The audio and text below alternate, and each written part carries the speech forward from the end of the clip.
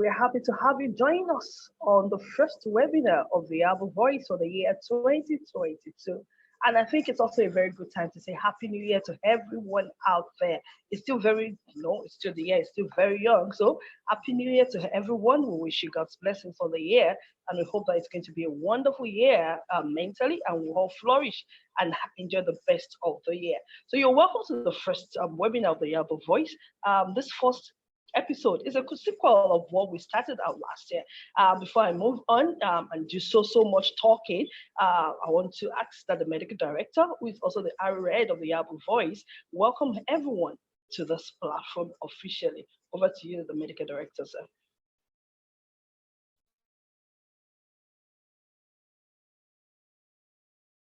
Good day, everyone all over the world.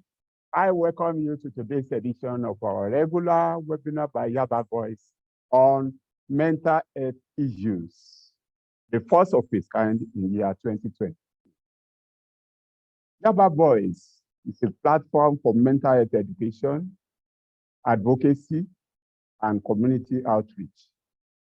It is a platform of Federal Neuropsychiatric Hospital, Yaba, Lagos, on many social media handles through which the hospital create awareness and educate the populace on topical mental health issues.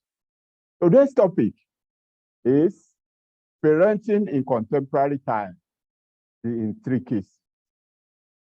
As we all know, parenting style is a psychological construct representing standard strategies that parents use in their child's rearing.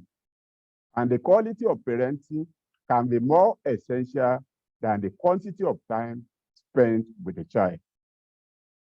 Children go through different stages in life, while parents create their home parenting styles from a combination of factors that evolve over time as children begin to develop their own personality. Early research in parenting and child development found that parents who provide their children with proper nurture, independence, and firm control have children who appear to have higher levels of competence and are socially skilled and proficient. In today's webinar, many questions will be answered, and such questions will include: what is parental psychological trauma and how does it manifest? Are there consequences of parental psychological trauma on parenting? What are the various causes of parental psychological trauma? Are they preventable? And some of the intricacies in today's webinar will include domestic violence and child upbringing, social media and parenting, discipline and punishment in relation to parenting. To do justice to today's topic, our seasoned expert in the field of mental health. Our first guest and presenter on this program today is Dr. Oluwayemi Cecilia Ogun, a chief consultant psychiatrist who specializes in children and adolescent mental health, and our immediate former medical director of Federal Neuropsychiatric Hospital, Yaba, Lagos, a pioneer psychiatrist of the Child and Adolescent Mental Health Service Center of the hospital. He is a graduate of College of Medicine, University of Lagos, and a fellow of the West African College of Physicians in Psychiatry. He's a teacher and an examiner in the college. He has a master's degree in public health and epidemiology from the prestigious University of Lagos, Nigeria. Dr. Ogun has vast experiences in children and adolescent mental health services and research. He has attended many local and international conferences and has several publications to our credit. He was a chairperson of Association of Child and Adolescent Psychiatrists and Allied Professionals in Nigeria, and a member of American Academy of Child and Adolescent Psychiatry. He's a renowned mental health advocate and passionate about contemporary issues in children and adolescent mental health. Join me to welcome Dr. Oluyemi Cecilia Ogun to this program. Our second guest on this program today is Mr. Olubunmi Ayode Ajayi. Mr. Ajayi is a chief clinical psychologist at the Federal Neuropsychiatric Hospital, Yaba, Lagos, with over 15 years experience. He obtained his first degree in physiology from the University of Ibadan in year 2000 and Masters of Science in Clinical Psychology from the University of Lagos in 2005. Ayo Ajayi is an internationally certified addiction professional. He has worked with people having different psychological distresses and versed in the use of various psychological interventions and measurements. He's a passionate mental health advocate. Kindly relax with us this afternoon and listen to our mental health experts as we promise you a rewarding session in today's webinar. Thank you. Thank you so very much, the medical director, sir, for that arousing welcome. The medical director had gone on to tell us what we are looking at today. And we are looking at the intricacies. Last month or last year, when we started looking at this particular topic, we're looking at parenting in contemporary times, and we're looking at it as is it a role or is it a job? And when we're exploring that topic, we came up with so many things that were also entangled with this issue of parenting. But beyond having been a role or being a job, there's so much factors that are associated with parenting. And that's what we're going to be looking at today. We may not be able to exhaust it, but I promise you that we'll do justice to this particular topic that we have today. The medical director also told us that yes, we have seasoned experts today who will also do so much justice today. Please remember that we are also streaming live on Facebook. So if you can't join us here, please just head over to our Facebook page, Yaba Voice, one word, and then you will be able to follow as we also do this here or on the Zoom platform. And if you know somebody who out there who needs to be here, who needs this information, please just give them a call, send them a WhatsApp chat or whatever. Let them join and connect with us so they can hear and understand and be able to apply this even to their functioning. And so we will go on quickly to the discussion of the day. And like the medical director said, we are looking at parental trauma. Parents who had been traumatized, who had gone through one form of trauma while growing up, also now being parents. What are those signs that we will see in them? And how does this now affect their parenting style? That's the first intricacy that we want to look at today. Parents who had been traumatized, how does it affect them? What do we see? And how does it affect their own parenting style, even as parents? Dr. Cecilia Oluyemi Ogun, Mama, like we will call her, will be doing justice to that topic for us. Over to you, ma'am. Good morning, the medical director of Federal Neuropsychiatric Hospital, Yaba, Dr. Olubunmi. Thank you, sir, for having me. And thank you for keeping on the good job. Thank you, the Yaba Voice team. And thank you, and good morning, everybody. Good afternoon, good evening, from wherever you are hearing us. Today, I'm to talk on parental trauma. We know that there could be traumatic events in the life of a mother. For example, traumatic pregnancy, traumatic childbirth can lead to various problems in parenting of the child. For example, somebody who was raped and got pregnant, that in parenting, the person may not really be happy with the child that was born. When we talk about childhood trauma, we will talk about childhood trauma as well. Now, what is this trauma? Trauma describes a negative event that are emotionally painful and that overwhelm a person's ability to cope. For example, you have earthquake, hurricane, vehicular accidents, plane crashes. Sometimes physical and sexual assault can be so overwhelming that the person is unable to cope. And various forms of abuse experienced during childhood.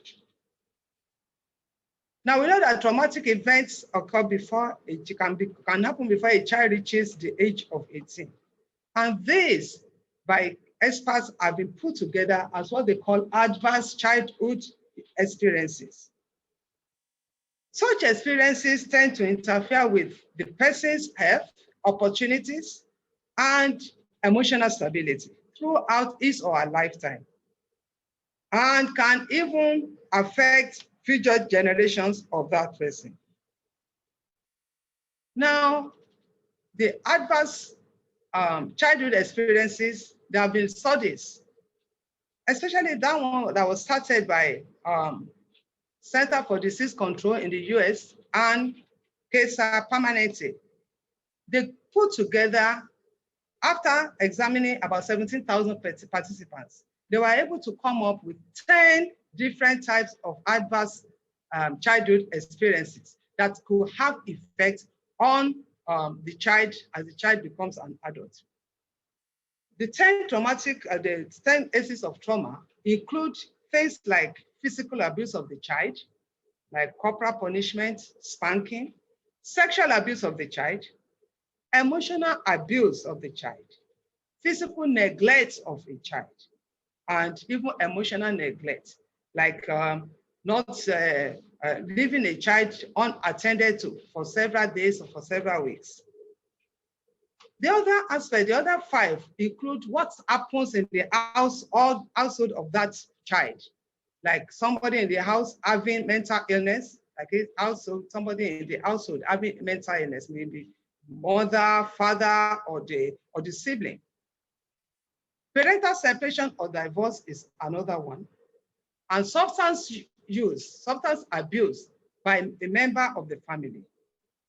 Another one is violence against in the domestic violence, especially violence against the mother of the child. And the 10th one is if there is a member of the household who is incarcerated, especially a father or a mother, being sent to jail, or right in the presence of the child is being handcuffed or arrested, that can have deleterious effects on the growth of that child, even into adulthood.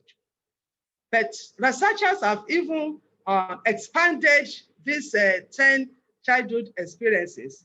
They've broadened them to include victimization by sibling or by a peer, let's say by in the school, property crimes, parental death of parental death of the child. For example, we do know that death of a mother before a child is 13 years can predispose to that child having depression later on in life. If a child lives in a community where there's so much violence, and of course, they broaden it to include spanking or corporal punishment as well. In simple trauma, it may just be one of these, but many of these children suffer from what we call complex trauma, when we have many of these traumatic experiences occurring together. And these tend to lead to what we call toxic stress, which may shape the perspective of that child and their relationship as they grow up. These traumatic experiences tend to increase the risk of physical, emotional, and social problems in the child later on in life. For example, there was a story of this woman whose father was sent to prison after fighting and causing the death of his colleague in a beer parlor. The act of sending that father to the prison actually led to poverty in the home. And this woman could not continue her education. In therapy, she claims that she still loves her father. But of course, she blames him for all the woes that she suffered. Because consequences of the father being sent to prison when she was young was that she was involved in early marriages. And in fact, she has been divorced twice. She has mental health issues. The 3 children she has from the 2 marriages are living with her. And of course, these children are not faring emotionally. They are not faring well emotionally. It is found that when one experiences very difficult events in childhood, as an adult, the individual may feel that, well, she has resolved or she has resolved them. That one may say it's gone forever. And that the person has already moved past all those things that happened in childhood. But this But science has proved that this may not be true. Because it's been found that all these early stresses trying to change that person inside, they haunt him or her throughout life.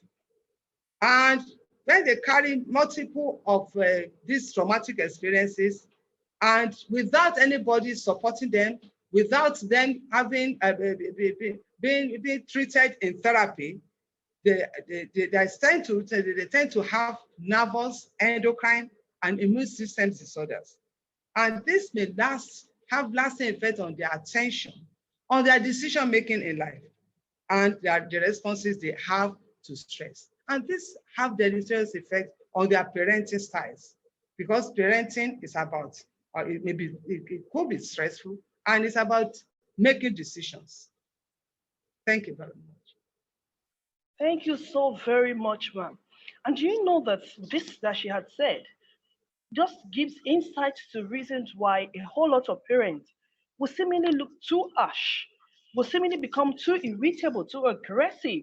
I'm not trying to make any excuse for anyone here now, but it's just giving an insight into the fact that when an individual had been traumatized as a child, they move into adulthood, becomes a parent, they become a parent.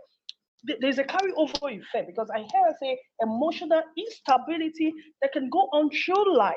So it has a tendency of affecting them. And this is part of what we're looking at because we need to be able to understand all of these intricacies to begin to see that your own emotional stability is transferred or it affects your child. And Mr. Ayodeji Ajayi is here to tell us specifically the psychological effects of the psychological trauma on children. What are those things that we see? Because when an individual is not emotionally stable, I'm sure there's going to be a ripple effect. Over to you, Mr. Ayodeji Ajayi. Thank you, Mr. Akintoshi. Once again, I want to welcome all our viewers all over the world. These are an auspicious moments, and we're starting the new year with this. You can see that globally, we're having a lot of issues, and the issue is actually they are actually emanating from family issues. Everybody was born in a family, whether the person is the president of the country, a tout out there, or whoever. They emanate from one family, and they find out that when there's a problem with parenting, find out that there's a lot of issues. There are a lot of issues. We need to have well-rounded children. And what gives us well-rounded children? If a parent is not emotionally stable, we can't give back to a child that is emotionally stable. They can't raise emotionally stable children. So it takes emotionally stable children, adults to raise emotionally.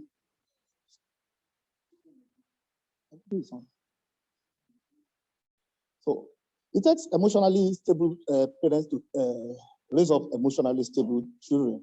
So as much as possible, we need to understand the fact that people who are going through distress, who are going through one trauma or the others, they are likely going to re-traumatize their children in the course of being overcompensating.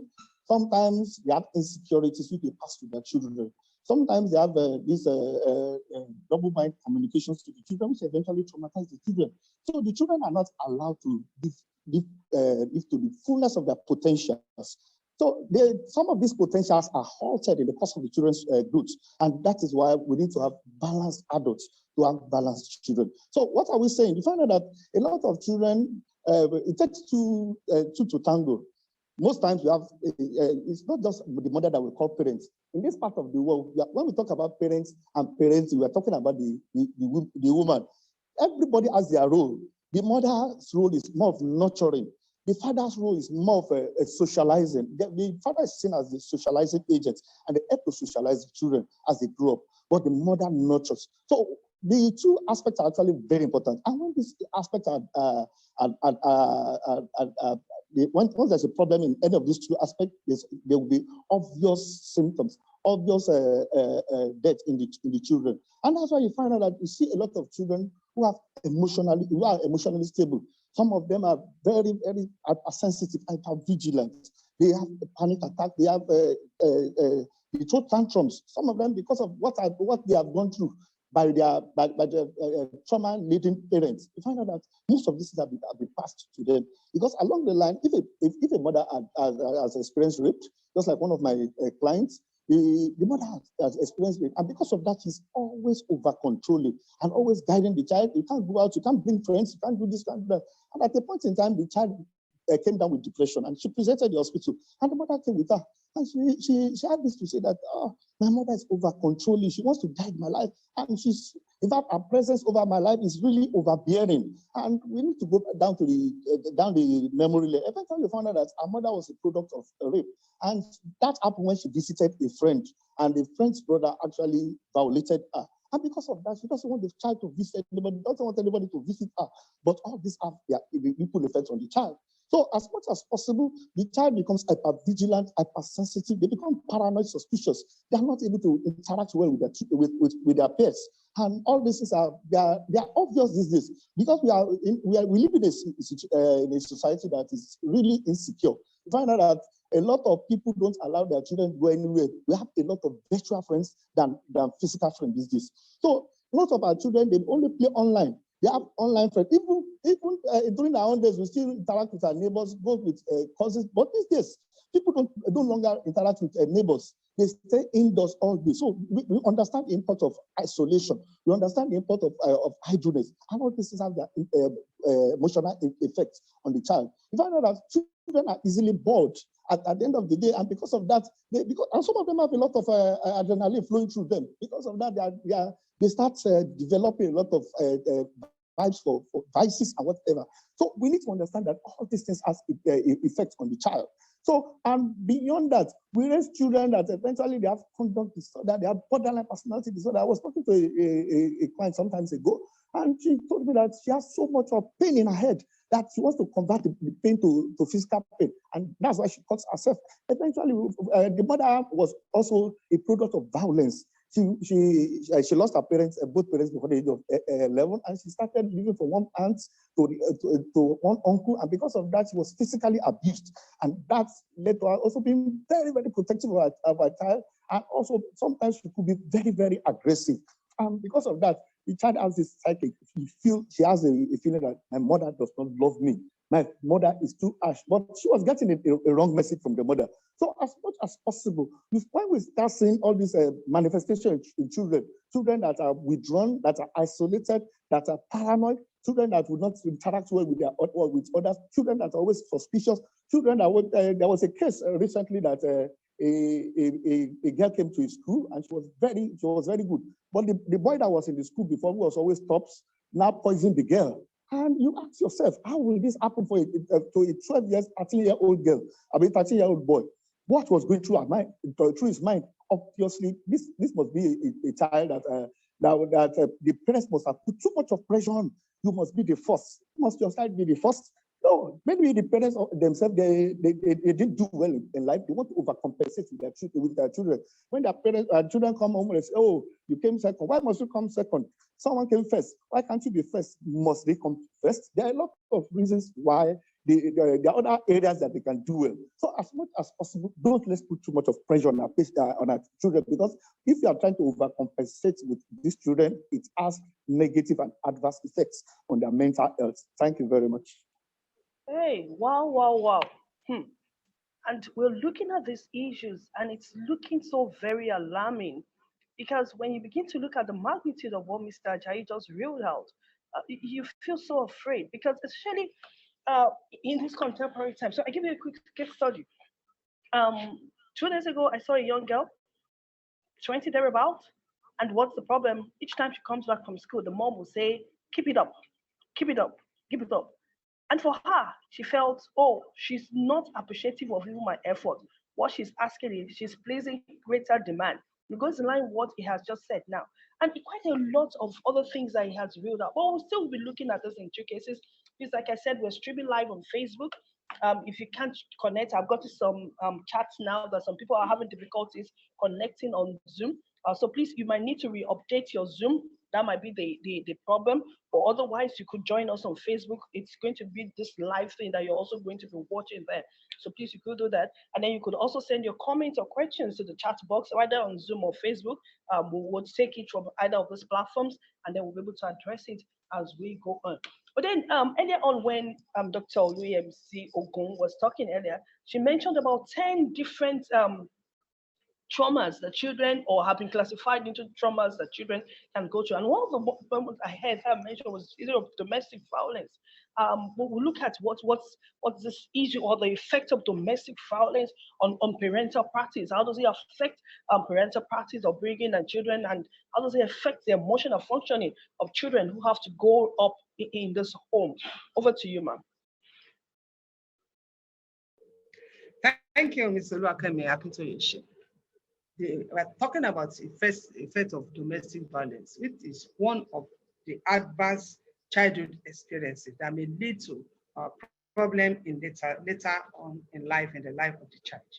We all know that when growing up, a child needs a safe environment, a home where they feel they can feel secure, where they have this sense of emotional stability, a home where parents love and protect their children. Homes should be free of violence. And when things go wrong, let's say in the outside world, let's say there's commotion in the community, the home should be a place of comfort and support where this child will usually run to. So when there's domestic violence, what is this domestic violence? People tend to feel that, well, domestic violence is sibling violence, sibling against sibling, husband or wife against the spouse. But the United Nations has clarified it. When we talk about domestic violence, we are talking about intimate partner violence. And according to United Nations, it is a pattern of behavior in any relationship that is used to gain or maintain power and control over an intimate partner. No, it's to gain and maintain power, to control that partner. And that abuse, it could be a physical abuse where they are beating each other. It could be sexual. It could be an emotional thing that the husband may not be available for the wife. It may be economical. That usually we see more of female being abused more than the male. So the man may not release funds for them to spend at home. The man may look at the woman, which we have seen, will not even take care of the children or the woman, and will go out and even eat something. It may be a psychological action or a threat of action. It includes all the behaviors that tend to frighten, humiliate, blame, injure, or wound somebody. And when we're talking about domestic violence, it doesn't have to happen in only the married couples. It happens in a range of relationships. It may happen in married couples. It may happen in couples that are cohabiting, or sometimes in couples that are still dating. And I would like to tell people that are still dating, if there's any violence, especially you, the female, if you know that this man is always violent towards you, there's nothing like this man is going to change in future. They don't change, please. So better take to your heels and look for some alternative. So domestic abuse may culminate in serious physical injury, and it can lead to death. In Nigeria, about 3 years ago, we knew that in the social media and that when somebody killed his wife, that is how bad domestic violence can be. Now, the children that are being reared in this environment, what happens? When beatings, arguments, rancor happen, especially in the presence of these children, the children don't fare better. Mind you, these children may be used by this couple against each other. For example, children may be used against by the abuser. The person abusing may be the male, may be the female. Their children may be used against the so-called victim that is being abused by making him or her feel guilty about the children. Where you are a very bad mother, you don't even know how to take care of your children. So right in the presence of the children. Or they may use these children to relay messages to each other. Go and tell go and tell your father that he's an idiot. Go and tell your mother that she's a bastard. Sometimes when they have been separated, the children, maybe through by the welfare, the children can be used to harass, the abuser may use these children to harass the victim during visitation. Another thing is that the man or the abuser, don't let me say the man, the abuser may threaten to take these children away. Because it's controlling, he has power, he has gained power over this person that he is abusing. He said, I will not allow you to see your children again, and so on and so forth. So we talk about the abuser and the victim. So it can be a man, the abuser may be a man, it may be a woman, it may be a woman, or the victim may be a man or a woman in that relationship. Statistics have shown that 1 in 3 women and 1 in 4 men experience physical violence. 1 in 7 women and 1 in 25 men have been injured as a result of domestic violence. Then 1 in 10 women have been raped by an intimate partner. Although there are arguments that can a husband rape his wife, there have been some arguments like that.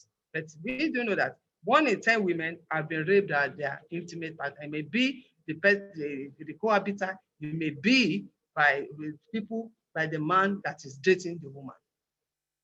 So what are the effects on these children that are growing up in this home, that everything is so aggressive, that there's no peace?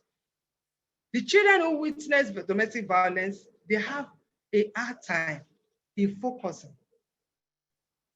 Father and mother have been, they fought early in the morning, and the children go to school. When they get to school, you find that some of these children, the teachers may be able to tell, some of them will be weeping while they're in school. And you tell me, how are they going to concentrate? How are they going to focus on what they are being taught in school? And it's been found that some of these children may even regress, especially toddlers. 2-3 years, no child likes any domestic violence at home. So sometimes they've grown beyond something. Maybe they are no longer wetting their beds. They are now dry. But immediately they notice this domestic violence, they regress in their development, by going back to the development they have already passed. So somebody who is dry may start now wetting the beds. You see them, they may start sucking their fingers. Many of them may start having nightmares at night. And they generally feel abandoned. Because, when in homes where this have happened, when father and mother are quarreling, the children decided they stay in a corner, or they are running scatter between father and mother. Oh, daddy, stop it. Oh, mommy, stop it. And father and mother are not listening to them. So generally, these children tend to feel abandoned. And they may become depressed. They may have anxiety. When they are in school, they are afraid. There was a woman, a child that I saw, felt that by the time she gets back home, that the mother would have been killed by her father. So they are depressed and they have general anxiety. When they witness domestic violence, it affects that child's life. For an adult, as they grow up, they may start exhibiting criminal behavior, substance abuse, and some of them, they may have suicidal tendencies. These children, if you study them, they are those that are likely to get into more fights in school than others. They bully other children, and of course, they start to become victims of bullying, and they generally misbehave. Another one is that they have this emotional response of feeling shame. Father and mother are fighting. Their friends have been speaking about their parents at home. So they feel this emotional shame that their own family is not like those of their friends. They are jealous, they are envious, and they tend to, there's a lot of comparisons, comparing themselves to their friends who seem to be happy. So as much as possible, please, domestic violence is not something that is palatable to the children that are going there. If it's been, you are practicing in a place, let us stop this domestic violence. Thank you. Thank you so very much, ma'am. And when Dr. Bo was talking, she was saying about the effects for some of those children. I don't know what it means, but for children who had gone through domestic violence, parents sometimes see it like we are the ones fighting. It doesn't concern them, but it has huge psychological effect. Waking up hearing your dad and mom screaming in the middle of the night, fighting, beating one another, you don't know where to turn. Some few weeks back, my pastor just called me and said, "Where are you?" I said, "I was at home." He said, "Oh, come, we need to solve this." And then we went there. This young girl was crying. The parents were crying. The father sent the mother out. And this girl was asked to choose between the dad and mom right there and then. How would she do that? If you go with your mom, then forget about me. If you stay here, then forget about your mom. And that's a very difficult position to put a child. And you can understand the psychological implication it will have on this child while growing up. And we had to take the child away. We pleaded, let's take this child away. Tomorrow we can all come and resolve all of these things. Now she's back with the dad. I don't know if she will ever have access to the mom again. But you can imagine what that will look like on the psychological functioning of the child. Moving forward, Mr. Ajayi earlier was talking about double blind communication and other things like that. I want to look at the use of words, especially in parenting. And we know that words can build up at the same time can tear down. Let's look at what's the effect on parenting. And what effect does it have on the child if we would parent well in this contemporary times? Over to you, Mr. Ajayi. Thank you, Mr. Akintoye. Communication is actually the key because there's no way two people interact without communication.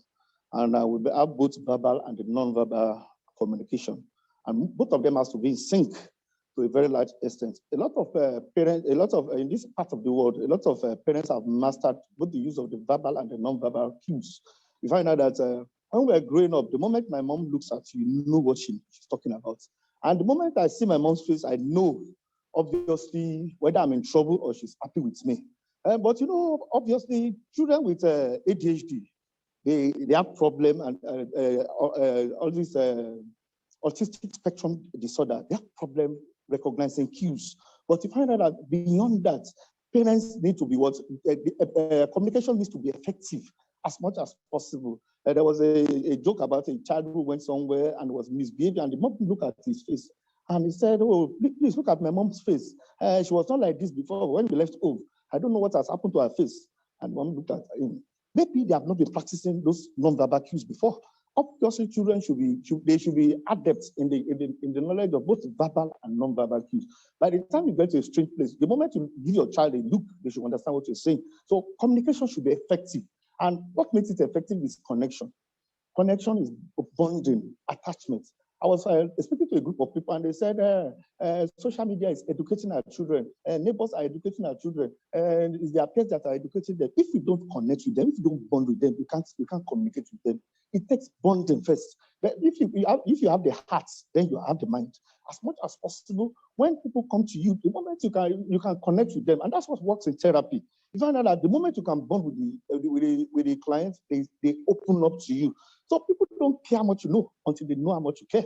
As much as possible, most parents have missed it in the place of bonding and attachment because the children didn't attach to them, they didn't bond with them. They bonded with their friends out there. So whatever rubbish or gibberish the friends give them, they take it hook, line, and sinker. So as much as possible, we need to be what? We need to be adept in the use of communication skills. And our communication should not just be to tell them what is bad. A lot of parents, we assume that, they understand that we like them. And because of that, when they do something good, they know that we are happy with them. Most parents don't talk until anything goes wrong. And sometimes one of my work brought it up. He said, "Daddy, why is it that you don't talk whenever I do something good? It's only when something goes wrong." I said, I assume that you should always do something good. But it's not true.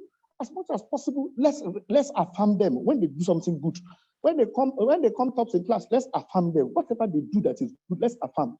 Don't wait until you are angry, until you start spewing out that, what you did is making me angry. You actually disappointed me. When did they appoint you as much as possible? So whenever they do something good, let's affirm them. Let them know that, okay, we are with them, not only when we feel pain about whatever they do. Then more importantly, and just like I said, communication has to be age appropriate as much as possible. There's a communication for children, there's a communication for adolescents. A lot of times, I had a 22-year-old boy that I was seeing, and the father was telling me that you are going to serve this in this place. No, you can't go somewhere. And I told the father, this man is an adult. Let him choose for himself. At his age, you were married and you were taking decision about your life. And that's what a lot of people don't realize. I'm the man here, I'm the father here. Yes, you are the man, you are the father, no doubt about that. But you need to understand the fact that this guy has come of age. And the guy told me that when he was in school, he did a lot of courses by himself. He passed the exam by himself. He had a first class. Why would the father now be controlling where to serve? So we need to keep dialogue with them at that age. If you have any explanation, let them understand. Because you see, for children, yes, there are not much of a dialogue we do because their cognition is not well developed. But at that age, that the cognition has come of age. So we need to dialogue, we need to explain some things to them. Don't feel that, children don't need explanation. We just need to give them directives. If you keep doing that, dishing out directives or others, we find out that it doesn't work that way. Then a lot of times, we also, for parents, we communicate inappropriately. By what? By reinforcing the wrong behavior. When my children were much younger, I just found out that when my son throws a lot of tantrum, because I don't want his tantrum, his school fees is the one I pay first. I won't pay my daughter's fees because I know she won't complain. But along the line, when she got to secondary school, she started throwing tantrums too. Because you know that the brother throws tantrum, that's why I always pay the school fees first. But later I found out that I was reinforcing the wrong behavior. So as much as possible, we reinforce positive behavior. Don't reinforce negative behavior. So presently, I have a friend now that the husband shouts a lot, and because of that, the children have picked up the act of shouting. And if I know that when the children come, they just want to come and tell the mother that we need chocolate, we shout, we need chocolate, mommy. They are shouting. And what she does now is that, okay, when they are shouting, she won't respond to them. She'll tell them, you are shouting. And when they bring down their voice, you now say, okay, what do you need? Talk to me. I'm here. I'm not far away. Why are you shouting? And now, is that the children have learned to speak in low tone, not just shouting. So we need to reinforce the appropriate behavior. So, and that's about communication. So as much as possible, we need, and don't use your children as weapon against one another. When you have issues amongst yourself, let's stay with yourself. Don't bring children into all these issues. And because sometimes it demoralizes them. They don't have a understanding of what in there plays out in marriage. So don't bring them into complex issues as much as possible. Don't destroy their psychological health. As much as possible, the much they can know. Because some of them have come up with, they will tell you, Daddy, mommy did this and that and that and that. Is that why you sent her out or whatever? I don't try to play the saints. And if possible, don't respond to those questions. And if you need to respond, be as brief as possible and as plain as possible. Let them find out things by themselves. As they grow up, they'll find out. So as much as possible, we need to communicate appropriately.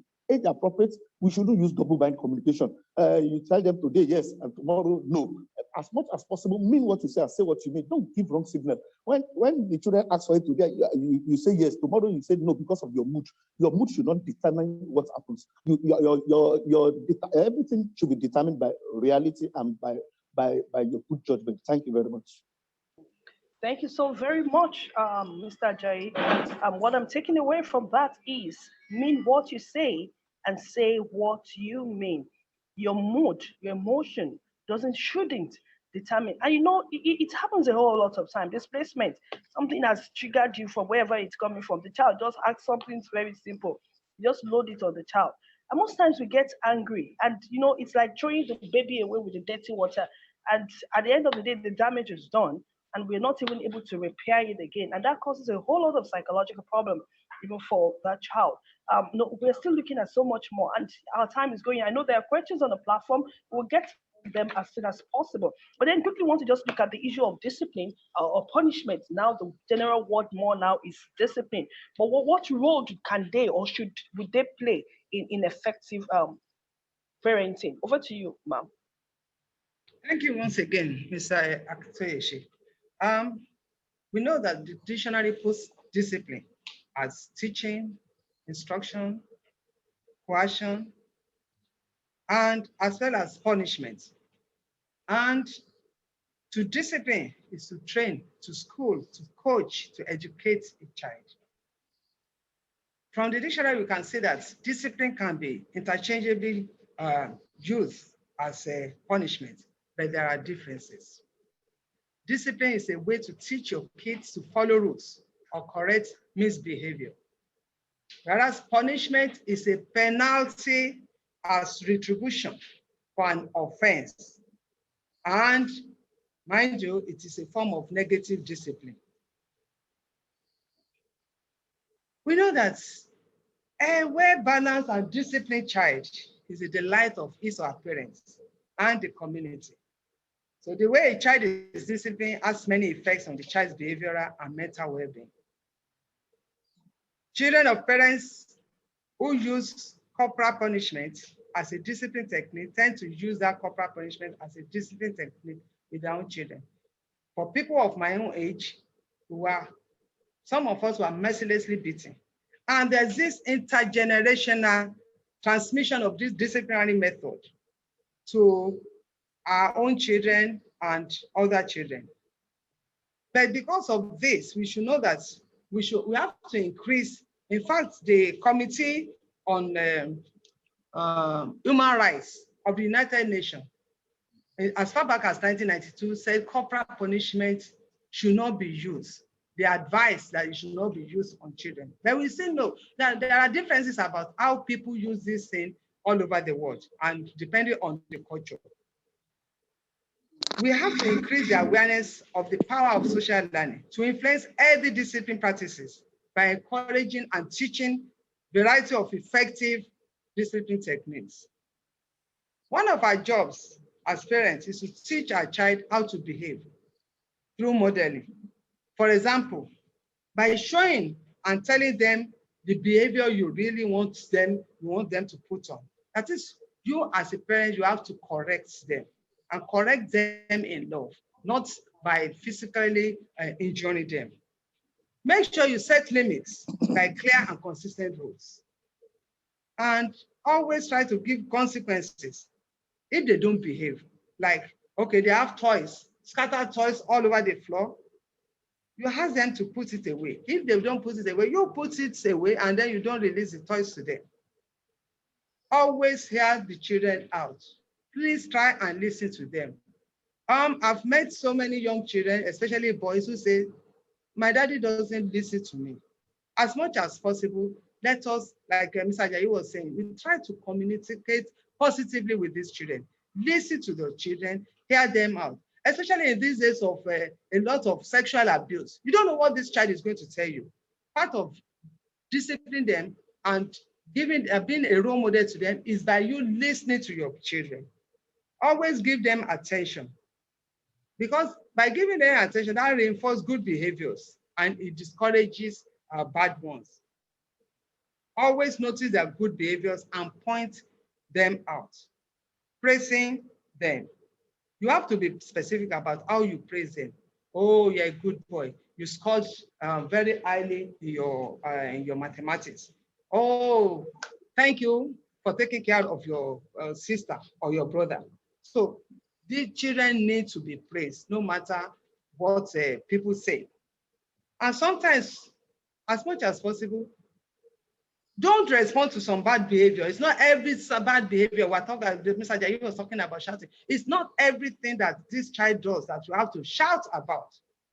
Warn them about, okay, your toys. If you spoil your toys, I won't buy another one. So, and you know some boys, they want to see what these toys are made of, especially racing cars. They want to dismantle everything. Okay, warn them that if you dismantle it, you are not going to get another one. So you will not get that toy to play the next time. And don't worry to buy another toy for him. Always plan ahead of situations when the child might be having trouble behaving. They are going for inter-house sports maybe the following day. always ask them, and you know that they are going to wear their sportswear. Make sure that they help in preparing what they are going to wear and how they are going to behave on the sports field. Children don't want to be bored. Boredom tends to cause misbehavior. Play is a child's work. So redirect them and find something for them to do. There is something when they misbehave called timeout. Although these days it becomes controversial, but always pre-warn them. If you misbehave, you are going to stay in a corner. And sorry, don't put that child in the corner for the next one day. Try as much as possible. Some researchers have said if you preset a length of time, 1 minute per year of child or per year of age of the child, and you can even reduce on to 30 seconds. So for a 7-year-old, you can be there for 3.5 minutes, and then you can let that child go.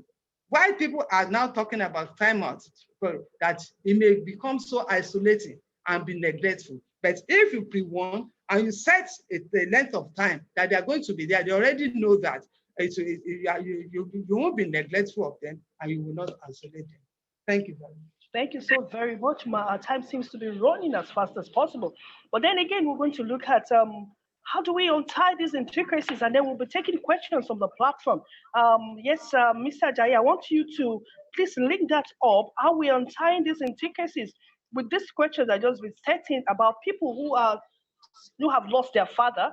And there's people always say there's a need for a father figure. How do you get boys now to now open up and talk about their father, or even relate more, especially now that their father is no more alive? So could you just do that for us in just a few minutes, sir? Okay, thank you, Mr. Akintoye. The truth of the matter is that a lot of people have lost their parents as a child, and sometimes they lose their father. And just like I said, the father is the agent of socialization. So the father may not be there physically, but most times it's always appropriate to have a father figure. When the father figure is there, someone replaces. Either the grandfather is there, or one of the uncles or someone else plays the father figure. Because you see, the role a man plays is different from the role a woman plays. The way we react to issues and the way we see issues are always different. The woman may be very nurturing, caring, and whatever, although some of them are very firm. But the man needs to stand there as a firm person and also socialize the child. They said the mother introduced the child to the world, and the father introduced the world to the child. That's the role of the father. So each of them have different roles. So it's important that there should be a father role. You can always get somebody. I have a sister whose husband was separated. And he told me, even if it's once a week, come around and speak to these children. And I was doing that for some time before I moved out of that area. And it's actually very, very impactful. And you need to also understand, sometimes some children are already damaged because of parental trauma, because of issues in their household. What do we do? It's important that it's not just enough to understand that they are damaged. What should we do about it? Let's go back to the drawing board.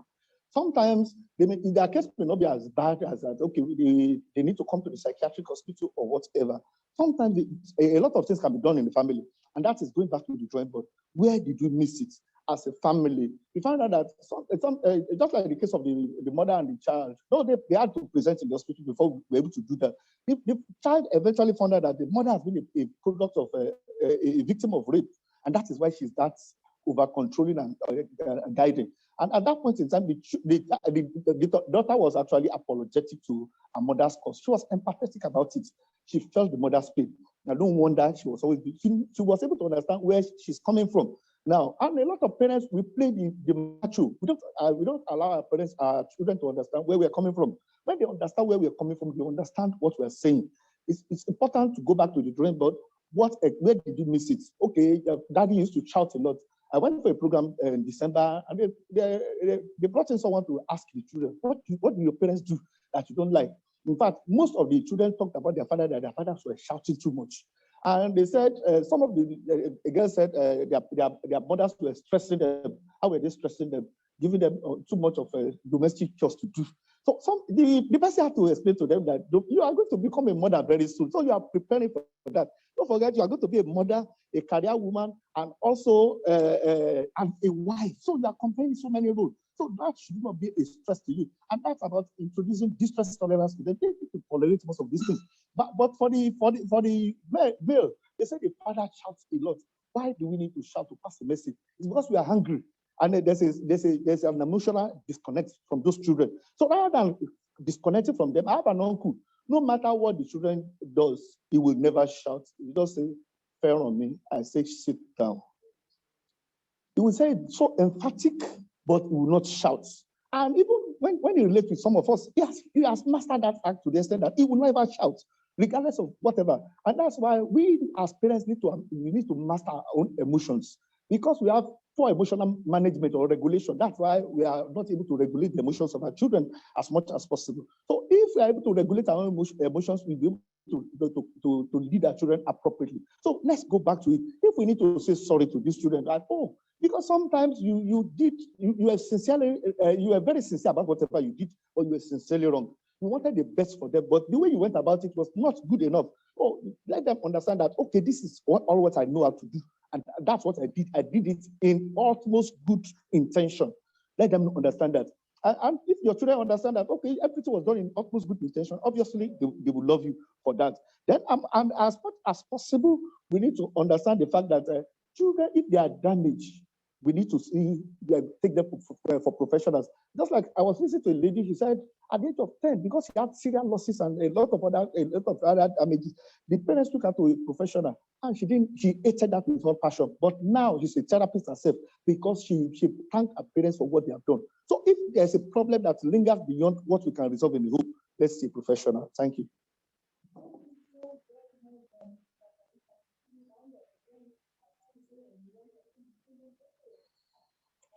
Thank you so very much, Mr. Jai. Our time is fast spent, but then there's this question here about ADHD, attention deficit hyperactivity disorder.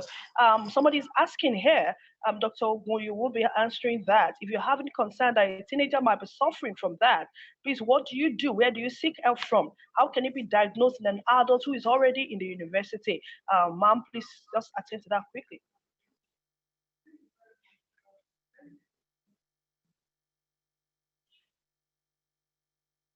Thank you very much. Many people may not know what ADHD, I mean, people on the platform. That is attention deficit hyperactivity disorder. And it's a childhood mental health disorder. It starts as early as, these are the children that you see that are so restless, they are not well focused in class, they are impulsive. In fact, there is impulsivity, there's hyperactivity, and they tend to lose concentration. Now, to look for where to take these children, come to the Child and Adolescent Mental Health Services of Federal Neuropsychiatric Hospital, Yaba. There we have child psychiatrists that can adequately take care of them. And at the Child and Adolescent Center, they take up the children that are up to the age of 19 years. And for university graduates, because there's adult ADHD, which had been there from childhood, but people never really recognize it. So if they come, there are the psychiatrists and the adult psychiatrists and the hospital are well equipped to be able to take care of these adults as well. Thank you. Thank you so very much, Mato. You heard it. We have a child and adolescent unit where they can be attended to. The proper diagnosis will be done, and then you will be informed on what you need to do. Atobi Roslin just sent in a comment here. Communication is key. It's needless hiding our past from our children. The understanding of your behavior patterns help them to cope with you, help them to understand you. What I keep telling people is when people understand where you're coming from, they can relate with you, and there won't be any problem in any way. Thank you so very much for that comment. We want to really, really appreciate everyone who had joined us on this call today. Exile from Hill from Wales in UK. Thank you so very much. I felt excited when I saw your picture this day coming in from here. All right, so Sunday Hudo from HCare Rehabilitation and Research Institute, thank you so very much. Antonia, thank you so very much. I just want to add that parents should be mindful of calling their children negative names. Yes, thank you so very much. The use of words is very, very important. It builds or tears up. You could call a child stupid, silly. I said that during the last webinar we had. No, it makes a lot of children to see themselves as not being important, and no, they can't just relate with a whole lot of other things. This is a very, very important. And the emotion of the behavior you want your child to model is what you show them. When you shout, your children will shout. Don't ask them where are they coming from or where is that coming from. They pick it up from you. And children will always just pick up behaviors that they want, that is, they feel very comfortable with. And then they'll pick it up and start doing that. And then Mr. Jai says something very important. We need to master our emotions. When you don't have a grip on your own emotion, your children will most likely not behave appropriately. You're going to transfer quite a whole lot of other things to them, and they would invariably also transfer it also to you. Yes, the recording will be sent to our YouTube page. Please head over to our YouTube page. Last webinar during November, the one we had in November, we said we're going to share short video clips on coping skills and everything. Yet it's there. So for as many people who have not seen any of those video clips, please head over. We have video clips on motivation, resilience, goal setting, dealing with trauma, and quite a whole lot of other video clips there. So please head over to our YouTube page, Yaba Voice, one word. Then it's going to pop up, and then you will see quite a whole lot of other webinars that we have had and very important information on how to do with all of these things. Okay, what would you say about teachers that beat up students so much that they lose their self-esteem? Mr. Jai, just take that in 1 minute, and then we'll round up. What would you say about teachers that beat up students so much that they lose their self-esteem in terms of punishment? Mr. Jai, quickly just take that so that we won't leave any question hanging. Okay, thank you very much. My Oga talked about it so much. He talked about corporal punishment that is inappropriate, and the WHO has already regulated about it that we shouldn't beat children so much. Beating, even if you are going to use corporal punishment, just like you said, although they said it's not appropriate, if you are going to use it, it should be age appropriate. Then, as much as possible, it should be done in love. When a child knows why you are beating, my father seldom beats. The few times he beats me, you'll be crying and you know that you have offended. The few times, because he will seldom beat you, he will have talked to you so much that you know that, oh, I'm in the wrong. There are some people who, when they are beating you, they are fighting you, everybody will ask you, what did you do? That's exactly who my father is. So as much as possible, let's show them love. By the time we want to introduce that, they will understand what we are saying. Thank you very much. Okay, so please, you need to also find out why that child is not doing so well. Some of us didn't grow up to be as intellectual as this. A lot of us were olodo. They would draw odo with face and with hair. That was what we used to get home in those days. Find out, understand the child. A whole lot of times we don't understand those children, and because of that, we want to beat them down. And sometimes the people will say, "Let me use that Yoruba word, ma sorogba. You are not sorogba anybody. You are bringing down their self-esteem. You're damaging them, and invariably that child will not eventually do so well." And so, on this note, we will have to just end up. But please understand, next month we are coming with something very big. Let me just whisper it. We are looking at bully, and please understand, it's not just about school bully. There are bullies at home too. There are bullies on the street. There are bullies in the workplace. The bullies are everywhere. Why do you have a bully? Who is a bully? Maybe I'm a bully and I don't even know.